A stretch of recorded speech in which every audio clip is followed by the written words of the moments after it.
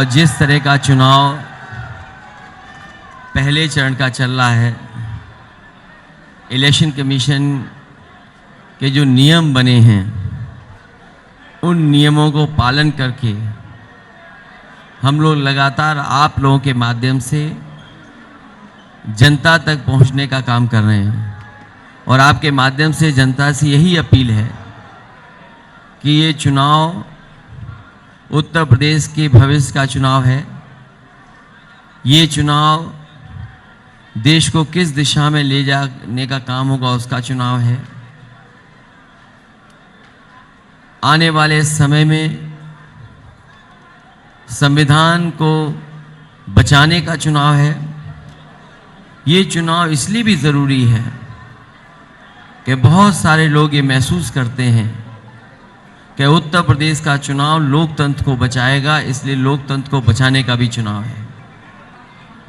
पिछले कई दिनों से समाजवादी पार्टी और राष्ट्रीय लोकदल मिलकर के प्रचार कर रहे थे। अब क्योंकि समय बहुत कम बचा है, कल मैं और आरएलडी के राष्ट्रीय अध्यक्ष जयंत चौधरी जी आगरा में थे। उससे पहले बुलंदशहर में कार्यक्रम किए, उससे पहले मुजफ्फरनगर से लेकर के मेरठ तक कार्यक्रम हुए, हापुड़ में कार्यक्रम हुआ है। और जो पहले चरण की हवा बता रही है, जो पहले चरण का माहौल है, उत्तर प्रदेश की जनता ने मन बना लिया है कि भारतीय जनता पार्टी का पूरा उत्तर प्रदेश से सफाया होगा। आज मैं अलीगढ़ में आपके बीच में समाजवादी पार्टी और आरएलडी के जितने प्रत्याशी हैं उनके सहयोग और समर्थन के लिए मैं आया हूं।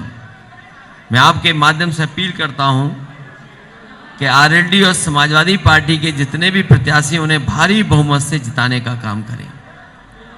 भारतीय जनता पार्टी जो पिछले कई समय से उत्तर प्रदेश तो देश की सरकार चला रही है, कहने को तो डबल इंजन की सरकार है, लेकिन डबल इंजन की सरकार ने जिस तरीके से किसानों को निराश किया है, कोई कल्पना नहीं कर सकता था कि किसानों के ऊपर इस तरीके से अन्याय होगा। किसान और खेती करने वाले लोग सबसे ज्यादा दुखी हैं और भारतीय जनता पार्टी की डबल इंजन की सरकार ने किसानों को बर्बाद किया है। कौन नहीं जानता कि किसानों को साल भर बैठना पड़ गया, साल से ज्यादा बैठना पड़ गया। वो लोग अपने ऊपर जो 3 कानून लागू हो रहे थे, थोपे जा रहे थे, उसके खिलाफ खड़े हो गए। लगातार उत्तर प्रदेश, पंजाब और देश के किसान आए। सरकार उस समय गुणगान कर रही थी 3 कानूनों की, और अंततः जैसे ही चुनाव करीब आया, उत्तर प्रदेश और पंजाब का चुनाव देखते हुए भारतीय जनता पार्टी ने 3 काले कानून वापस ले लिए। हम लोग जानना चाहते हैं कि उस समय जब 3 काले कानून लागू हो रहे थे, उस समय आप कानून की अच्छाई बता रहे थे और किसानों के हक में बता रहे थे, लेकिन जैसे ही 3 कानून वापस लिए, हम लोग जानना चाहते हैं कि भारतीय जनता पार्टी के लोग ये बताएं कि अब उनके हक में क्यों है। अगर लाना हक में था किसानों के 3 कानून, तो क्या 3 कानून वापस लेना भी हक में था? ये किसान की दुर्दशा है कि किसान को खाद नहीं मिल रही।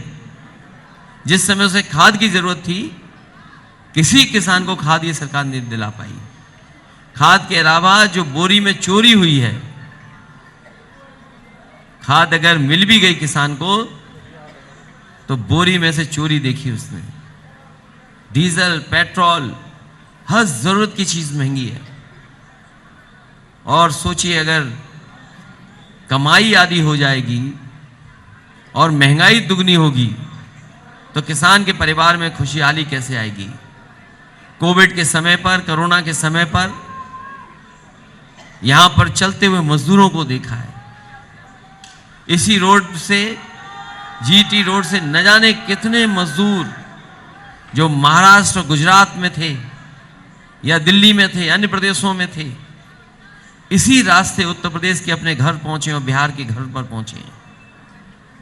हम जानना चाहते हैं, जब सरकार की सबसे ज्यादा जरूरत थी उस समय मजदूरों को अनाज छोड़ने का काम अगर किसी ने किया तो वो भारतीय जनता पार्टी की सरकार है। इस देश का मजदूर और खासकर उत्तर प्रदेश का मजदूर भूल नहीं सकता कि किस तरीके से सरकार ने मजबूर किया था उन्हें पैदल पैदल चलने के लिए। और कोरोना के समय पर जब दवाई उपलब्ध हो जानी चाहिए थी, पर्याप्त बिस्तर अस्पताल में होने चाहिए थे, ऑक्सीजन मिल जानी चाहिए थी, ये सरकार दवाई बिस्तर ऑक्सीजन नहीं दे पाई और जितने लोगों की जान गई है अभी तक गिनती नहीं पता है। जो कोरोना के समय पर रेमडेसिविर इंजेक्शन जैसी चीजें थी, ऑक्सीजन जरूरत चीज बन गई थी, उसको डॉक्टर नहीं उपलब्ध करा रहे थे, अधिकारी उपलब्ध करा रहे थे। अगर किसी ने जनता को धोखा दिया है तो डबल इंजन की सरकार ने धोखा देने का काम किया है।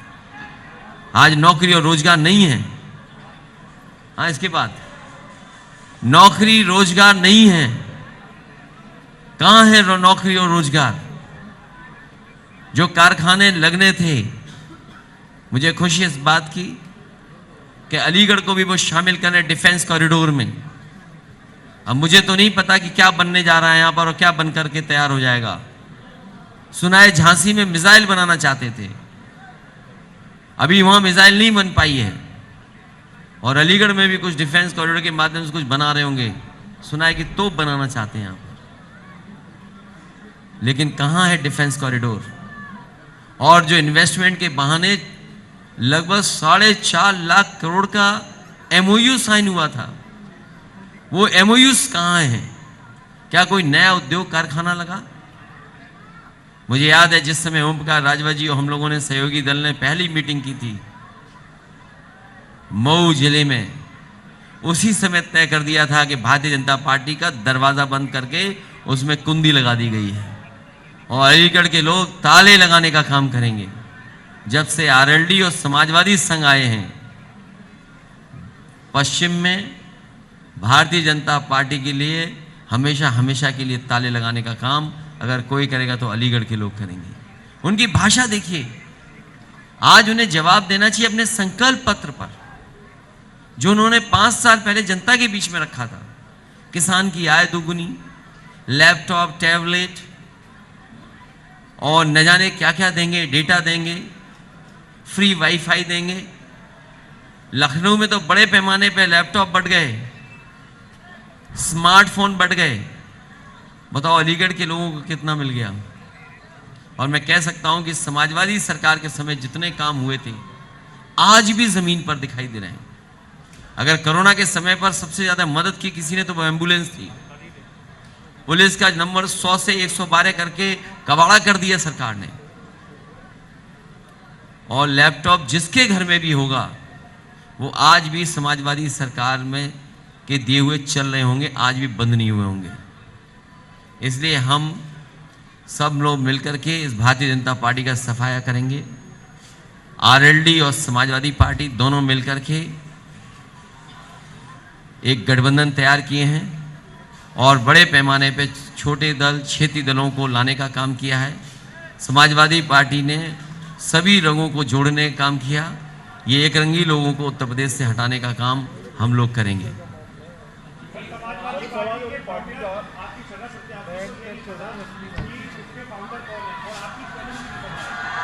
देखिए,